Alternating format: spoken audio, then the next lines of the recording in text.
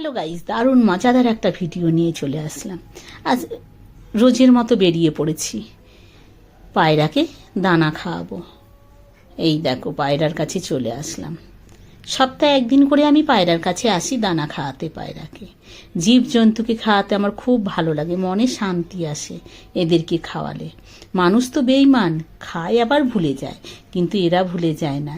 এরা আশা করে থাকে কখন আমাকে খাওয়াতে আসবে আমাদেরকে, তাই না?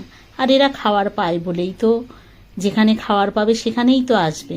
আমি তোমাদের এর আগেও দেখিয়েছি বান্দরকে আমি খাওয়াই, তো আবারও দেখাবো। যদি বাড়ি ফিরে দেখি বান্দররা এসে গেছে, তাহলে আবার আমি দেখাতে পারবো তোমাদেরকে। তো এখানে আমি কি করলাম, দানা নিয়ে মানে এই পায়রাদের খাওয়ানোর জন্য দিয়ে দিলাম দানাগুলো।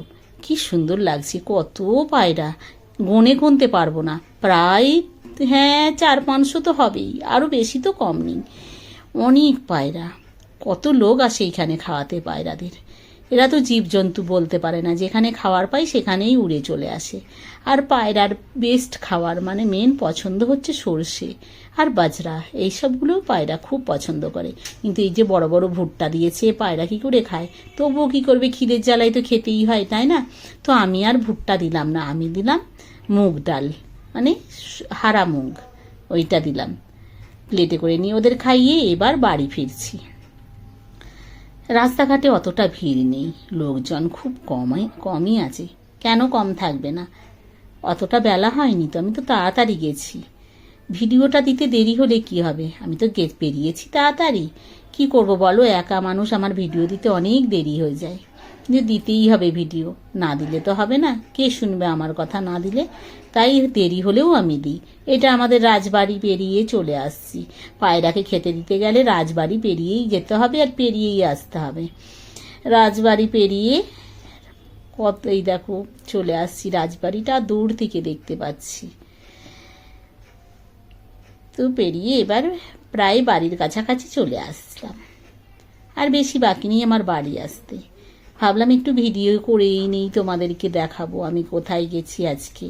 তাই একটু ভিডিও বানিয়ে তোমাদের জন্যে ছেড়ে দিলাম, তোমাদেরকে দেখানোর জন্যে।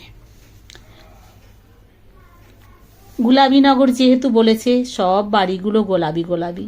গোলাপীনগর যেহেতু গোলাপি শহর, তো জয়পুর তো গোলাপি শহর। বাড়ি এসে ও মাই গড, দেখছি বান্দররা দাঁড়িয়ে আছে আমার জন্যে। এসে ঘরে আপেল ছিল, ওদেরকেই কেটে খাইয়ে দিচ্ছি আপেলটা। আমি খাবো বলে এনেছি, কিন্তু ওরা যখন বসে আছে ওদেরকে তো খেতে দিতে হবে, তাই না? আমি পায়রাদের খাইয়ে এসে দেখছি বাড়িতে আমার বান্দর মামারা বসে আছে, বান্দর ছানারা। কোথা থেকে ট্যাঙ্কিতে ডুবকি লাগিয়ে এসেছে, স্নান করে বাবুরা খেতে চলে এসেছে। স্নান করলে তো খিদে পায় আমাদেরও, ওদেরও স্নান করতে খিদে পেয়ে গেছে, লাইন দিয়ে বসে আছে।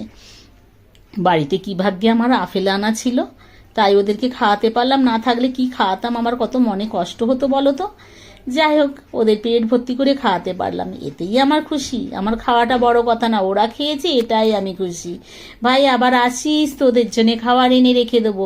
খাবার এনে রাখলে ওরা তো আসবে না, তাই না? ওরা ওদের মন মর্জি মতো আসে। আর আমার ভিডিওগুলো যে তোমরা দেখো, তার জন্য মন থেকে থ্যাংক ইউ।